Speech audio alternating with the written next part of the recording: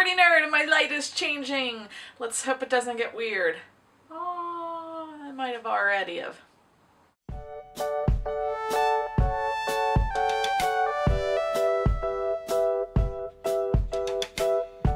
Alright, goodbye, February. You, I definitely know, will not be missed. I am sure everyone who is in this current snow belt is not too thrilled with it anymore, and I am certainly tired of it. Here's hoping March is a little bit better. A quick February wrap-up. I actually ended up reading a lot. I think I gave a lot of them to my mom, but I did have 3 that I didn't give yet. Let me, oh, I have a piece of pottery there. I'll get it in this light. Seema's Undergarments for Women. I actually read this. I think I did it in like 2 sittings. I really enjoyed the first half, and in the second half, I still enjoyed it, but I started getting tired of the characters because, and I've noticed this as a trend with the last couple of books I'm having. I don't know if it's like the publishers or authors just assume everyone's not clever or something, but they keep constantly reinforcing certain traits of the character. And in this case, you find out in the first chapter she wasn't able to have children. And I swear to God, they brought this point home over and over and over. And I was sitting there going, oh my God, we get it. We figured it out in chapter 1. Do you need to keep repeating to remind us? I'm not sure. So I sort of got tired of that aspect, and I tried to ignore it. And it was a pretty good I'd say 3 out of 5. Nothing was wrong with it. I'd give it a C if I was grading it. It was average. But a couple of these, and I think it was the ones I don't have here, they were doing the same things. I'm just like, I don't understand why you're doing that. We don't need to hear it 50 times. 4, 5, that's sufficient. We're clever. We'll figure it out. So it's all right. Lux, I did get through Lux, and I had 0 expectations on this book, which sometimes I think can be a good thing because I actually enjoyed it. I'll give it a 4 out of 5. It wasn't stupendous, so I didn't get the 5 out of 5, but it was remarkably entertaining, and it was a relatively quick read considering it's kind of hefty in, width, but, I didn't read, I suppose, the flaps correctly, and it was actually set in the 1890s or something like that. 1899. And I don't know how I missed that, even though it had a fancy dress in the front. Who knows? But it was cheap, which is why I bought it. And I will probably end up going to 2nd and Charles next week, because we'll have spring break. Yes. So I'll go book shopping on my spring break. The last one was by far my favorite, and again, like Lux, I had no expectations on it. I will probably buy the others of Lux just to see where it ends up. I had also finished Healer. I really loved this book. I loved the characters.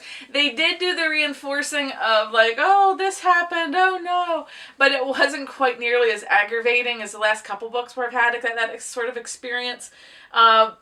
Essentially, she and her husband met when they were in medical school.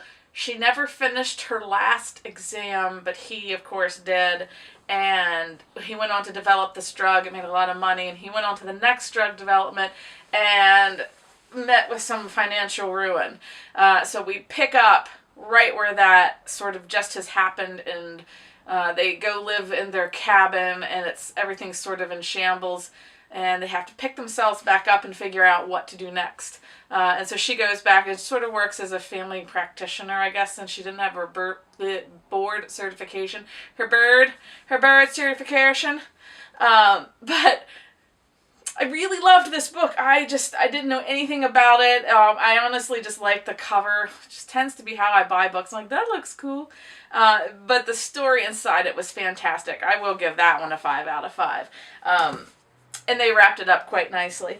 I did also, hello, March book haul time. So that was a little wrap up for February. Here's where we're standing at the beginning of March. I've made my plans. I have my calendar. I do this every year. I print out an iCalendar for like March through like July usually is the calendar. And then I write down when all the book sales are going to be. And I've broadened the scope a little bit this year just because for the first time in like ever since grad school, I'm going to have a summer off where I can just work in my studio and explore things, and I decided, of course, it's going to be the summer book sales that I never get to. So I have quite a lot of those planned. So get ready for lots of book adventures coming up, starting, I think the first sale is the beginning of April. And then on the 22nd, I have a book adventure meeting for us, so you'll get to see that also. That being said, I had a gift card left over from Christmas, so I went to Barnes & Noble down in that Frederick one that I did the adventure at, and I ended up buying City of Dark Magic by Magnus Flight. And how I interpret it is actually two authors writing as this person, sort of as, you know, what were those books called? Lemony Snicket, or whatever they were. I think they were like the pseudo-author, whatever they call that. Shadow author? I have no idea. This is a long day. I actually ended up reading this weekend, and it reminded me a lot of Discovery of Witches, but it didn't repulse me like Discovery of Witches did. Oh, that book could have been so cool. Anyway, this one sort of was. She didn't become like this mindless ninny, I guess would be the best word to describe it. She kept her intellect and sense of exploration, and still, you know, was able to get with a guy and have adventures, and it was in the magical, occult, time-traveling world with Beethoven. So I really like that aspect of it. Set in Prague, there's Hellgates, there's magic, what else was there? Intrigue, murder, suspense, suicides, you name it. It's pretty much in there. My only downfall with it, which probably would have been the teetering between the 4 and the 5, because I'm going to give it a 4, it alluded to a sequel. We all know how I feel about that. I'll pick that one up because it actually was enjoyable. I had also picked up That Part Was True by Deborah McKinley, and I actually read this one too, so I'm showing you these as a haul and slash I've already read them because I had a little bit of downtime, so I just ate as many new books as I could. And I had a couple more. I don't know where I put them, so I'll find them for you. This is sort of something's wrong with my skills of speaking today. It's told through a story. There we go. It's a novel through essentially letters. So it's pen pals. She's this sort of domestic housewifey type person, and he's a famous author, and they trade recipes because they're quite foodies. Pleasant. I'm going to use that word with it. Pleasant, relaxing, nice ending. Not what I expected, but not annoying, if that makes any sense. I liked that. I think I'm gonna say like 4.5. It wasn't, but it wasn't, I'd say B+, a B+. So I'll give it 4.5 out of 5. I actually did end up finding one of the ones I had bought. It was beside me. That's entirely too logical. Of course I wouldn't have looked there. This is The Prisoner of Heaven by Carlos Ruiz Zafran, and just real quick about that one, it's Barcelona, 1957, it is Christmas. Daniel and his wife Bea, I guess it would be, have much to celebrate. They have a beautiful new baby son named Julian, and their close friend Firmin is about to wed, but their joy is eclipsed when a mysterious stranger visits the bookshops and threatens to divulge a terrible secret that has been buried for 2 decades in the city's dark past. And I thought it sounded really interesting. Nice deckled edges. They looked really good. It sounded interesting, so I thought, why not?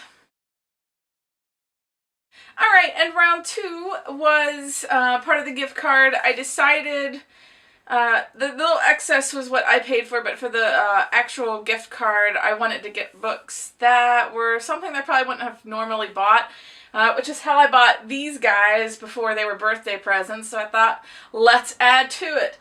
These are those hardback editions from Barnes & Noble Classics. I got Jane Austen, the 7 novels, and let me spin. Actually, maybe the light will be good for this. Maybe it won't. Nice inner sheets, good cover page, and then they're heavy. The actual novel, Sense and Sensibility, Pride and Prejudice, Mansfield Park, Emma, Northanger Abbey, Persuasion, and Lady Susan. And it has the gold for the spine. No light, no. So it's polychromatic and it's leather.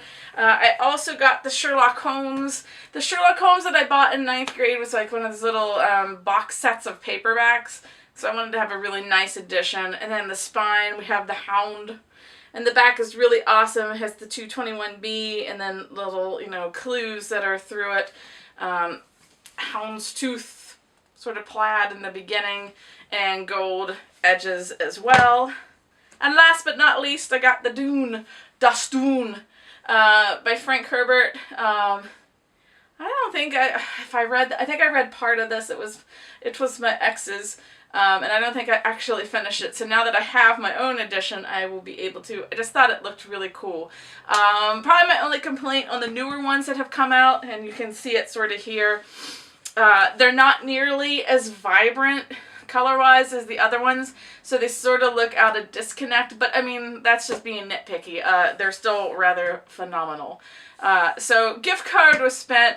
That was actually, I guess, also a Christmas haul, if it was a Christmas gift card, I'm not sure. But yes, many books were bought, and book sales are coming up. I can't wait for that.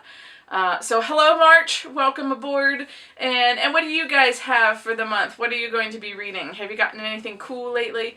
I'm also looking for new graphic novels. I've sort of run the gamut with the ones that I sort of like... the autobiographical style, so I'm looking for some new ones. So if any of you have any recommendations, let me know in the doobly-doo below, and I will see you guys next time. Bye.